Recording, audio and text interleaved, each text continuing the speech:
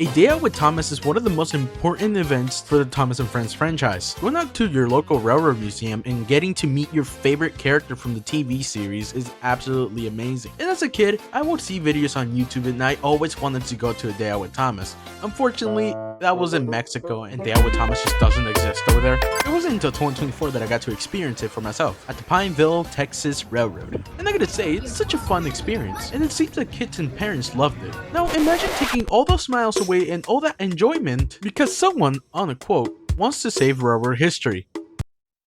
Hi everybody, I'm Josh and welcome to Josh's Junction, and today I'm going to be talking about something interesting. The making of this video is because there's a new petition circulating within the railroad and Thomas and Friends communities, and it's a rather unusual goal. The petition is titled Save Railroad History, Eliminate Day Out with Thomas Events Permanently. Now before going any further, I do want to make something clear. This video is not made to attack on the person who created the petition.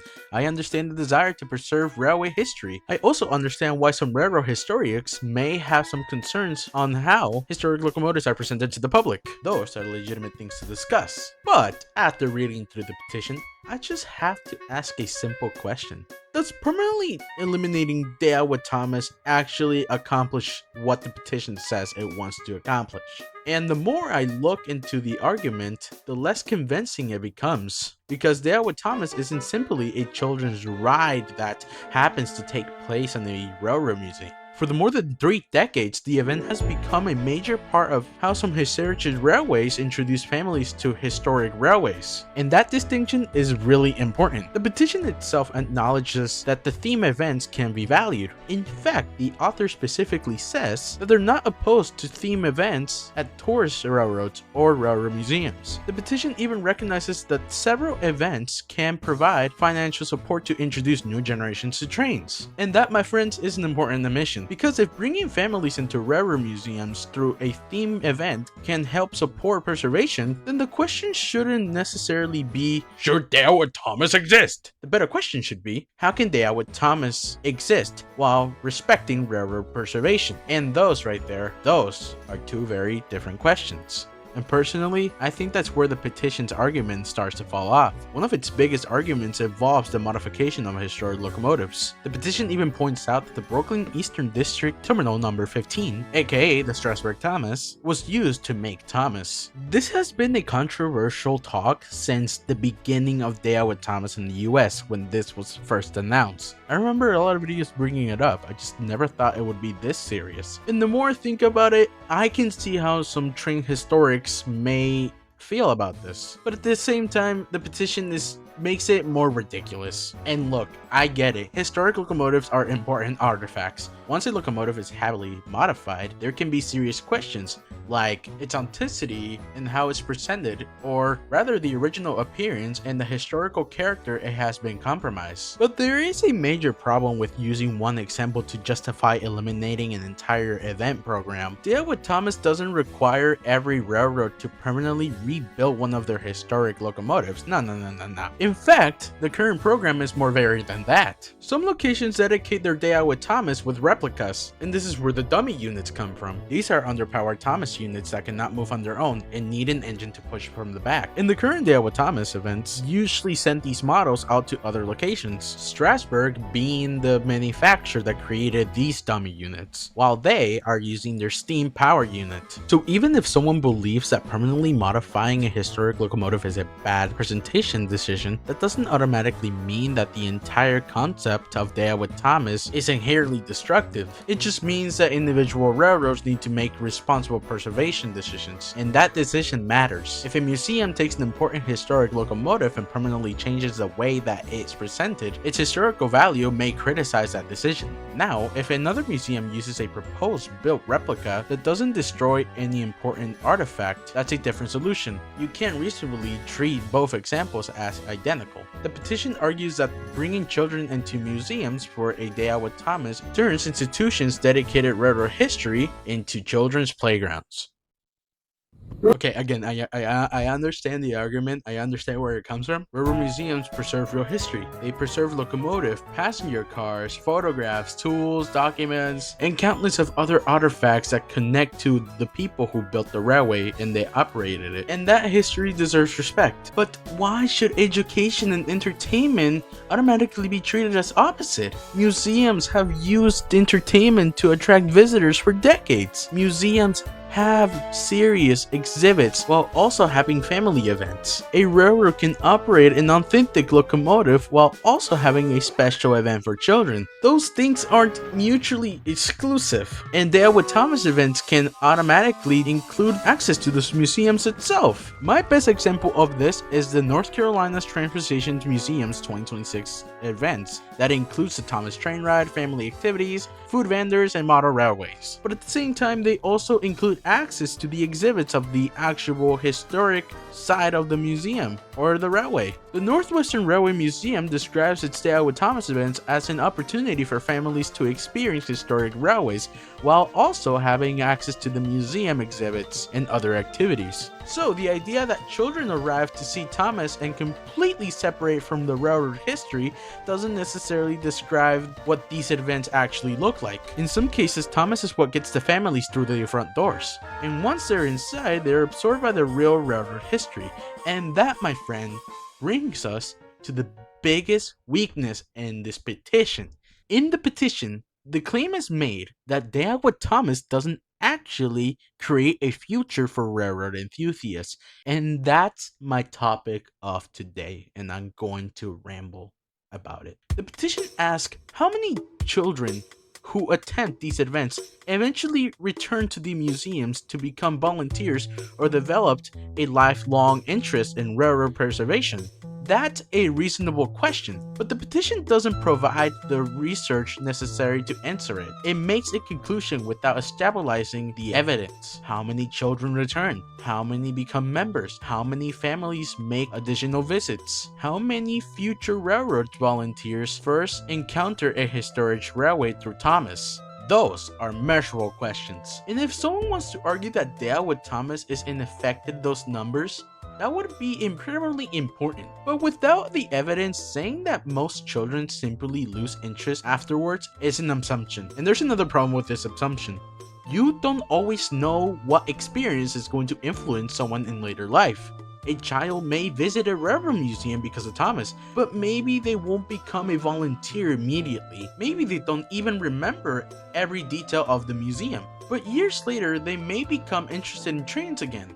Maybe they buy a model train. Maybe they visit the railroad museum. Maybe they become a railroad fan. And maybe eventually work at a railroad industry. You cannot easily measure that kind of influence with a simple question like, did this child become a volunteer after attending the event? Sometimes the first step towards developing an interest is simply having a positive experience. And for many people, Thomas was exactly that first step. And that is something that shouldn't be dismissed. Another thing too is that the show itself was written with kids in mind, but its creator, Reverend W. Awdry, always based the stories on actual tragic events. And not just tragedy events, he also told his stories through events and experiences that he himself experienced while serving as a volunteer at the Italiclan Railway. And some kids nowadays may be interested in finding out more about these actual incidents that happen in real life and may get interested into trains. That's certainly what I did. So even if they don't attend an event, there's many other ways that they can discover actual railways through the show itself. And to me,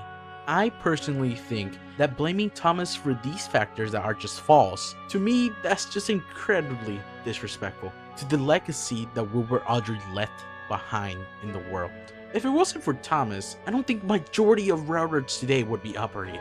As a matter of fact, I think bringing Thomas into these heritage railways for Day Out with Thomas is very important to keep these railways operating. A lot of railways in America have closed down because they cannot keep money coming through. But thanks to Thomas, with a small licensing fee, they can keep operating. Because let's be honest, I don't think a once-a-year Polar Express would be enough to keep these railways operating for a full year. Not trying to hate on Polar Express, I like the Polar Express events, they look cool, even though I had never been into one, but they look cool. While on the topic of licensing, the petition argues that the licensing fees, corporate requirements, and other costs mean that a larger amount of money generated by Dayawa Thomas ultimately goes to the licensors, instead of the railroad that hosted the event. Again, this is something that deserves examination. Licensing isn't free. Companies that own intellectual properties have expenses associated with producing, marketing, shifting, and managing the programs. And yes, a heritage railway has to determine whether a license event is financially worthwhile. But this is where the petition creates another false choice. And essentially, it treats the situation if the railroad had two choices. Either run Dayawa Thomas and sacrifice preservation, or eliminate Dayawa Thomas and preserve the railroad. Real life isn't that simple. Historic railways need money. They need money to maintain locomotives. They need money for tracks. They need money for buildings.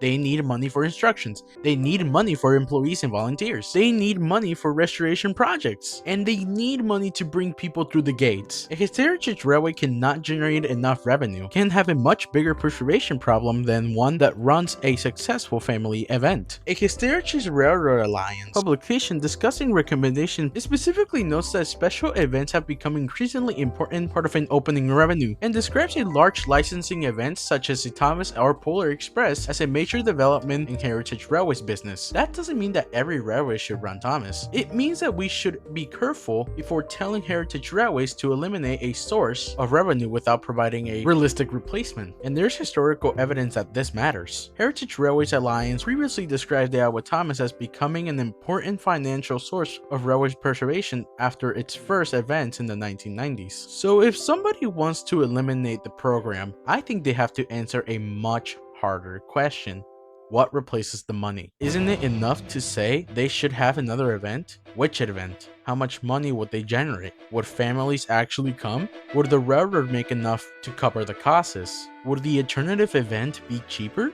Would it attract the same audience? Those are questions that a serious preservation should be discussing about. And there's another irony here. The petition argues that Dayawa Thomas is bad because it commercializes railroad history, but the heritage railroads themselves operate the commercial environment. They sell tickets, they sell memberships, they sell food, they sell souvenirs, they run special events, they advertise, they attract visitors. Not necessarily a bad thing. Preservation costs money, and if a children's event can help the railroad generate the money necessary to keep all locomotives operating, maintaining their historical build, or to preserve a piece of railroad equipment, then that commercial actively can actually support the preservation mission. The real issue though isn't whatever the money is involved. The real issue is whether the money is being used responsibly, and that brings us to perhaps the most important point. You can dislike Dayawa Thomas. You can believe that branding is too commercial. You can believe some Thomas locomotives shouldn't be based on historical engines. You can believe that events put too much emphasis in merchandise. You can believe that your local museum would be better off running something else. All of those are responsible points, but there is a huge difference between saying, I don't think my museum should run Dayawa Thomas, and saying, every atrocious railroad and railroad museum should permanently stop doing Dayawa Thomas. The second argument requires much stronger advice, because you're not just criticizing one event, you're proposing a blanket ban on an entire category of programs. And that's where I think the petition goes too far. And there's something that's worth covering about these people that attend these events. Not every single person who loves Thomas is attending the railroad event for its history in the exact same way. Some people just love the character. Some people love the TV series. Some love the toys. Some love the real-life locomotives behind the characters. And some people eventually move from one category to the other. The Thomas and Friends franchise has been introducing children to railway concepts for many years, for so many generations. That doesn't mean that every Thomas fan will become a serious railroad historian. but we shouldn't expect every visitor to visit a museum to become a lifelong railway fan. A museum doesn't fall simply because a child visits it once. If a family spends a day at a railway, they learn something that has fun and that leaves a positive impression of trains. That can still be a worthwhile experience. And perhaps the biggest problem with permanently eliminating Day Out with Thomas, it removes one of the easiest bridge between popular culture and real railway history. Thomas is fictional. Real railways are not, but a fictional character can be introduced to something real. As a child sees Thomas, they become curious about steam locomotives. They want to see a real steam locomotive. Their parents take them to a railroad museum and they see an actual locomotive. They ask how it works, they learn about railroad history, and just maybe years later they become a railroad fan. Or maybe they don't. But the opportunity exists, and that opportunity is valued. Day Out with Thomas is also not just some obscure program that appeared yesterday. These Day Out with Thomas events have been going for so many years now. There are current museums and railways scheduling Day Out with Thomas events in 2026. So after decades of the program existing, the question should not simply be whether we can eliminate it. The better question is whether we can improve it. Could historic locomotives be protected from unnecessary permanent modifications? Absolutely. Can museums make sure that Thomas events also expose visitors to real railroad history? Absolutely. Can museums provide education displays, demonstration, guide tours, model railroad exhibits, and opportunities for families to learn about actual railway operations? Absolutely. Could the licensing agreement be made with more substantial for preservation railways? That's a conversation worth having too. These solutions addresses the concerns raised by the petition without destroying the entire program, and that's ultimately where I stand. I don't think railroad preservations and Day Out with Thomas have to be enemies. And I don't think you have to choose between children having fun than adults learning about history. And I don't think a railroad museum loses its historical identity simply because of a children's event. And I essentially don't think a single example of a locomotive being transformed into Thomas is enough to justify a permanently elimination of Day Out with Thomas everywhere. If there are specific preservation problems, address those problems. If a locomotive is historically significant, protect it. If a museum's educational mission is being neglected, improve the education programming. If the licensing costs are hurting the organizations, investigate the economics. And if the event isn't profitable for a particular railroad, then don't run it. But don't throw away the entire program simply because it doesn't fit everyone's idea of what railroad preservation should look like.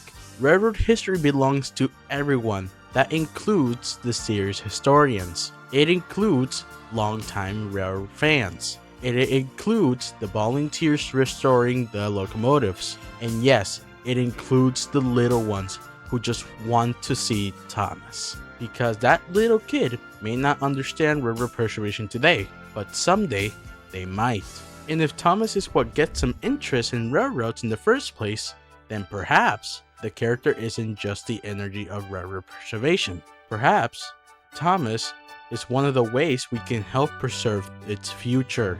The petition asks people to save our railroad history by eliminating Day Out with Thomas. But I think there's a better way to save railroad history. Don't eliminate the bridge between children and railroads. Build a stronger bridge. Keep the history. Keep the education. Keep the real locomotives. Keep the museums. And if Thomas can help bring new generations through the gates, then let them come aboard. Because preserving railroad history isn't just about protecting what came before us. It's about making sure everybody cares about it tomorrow.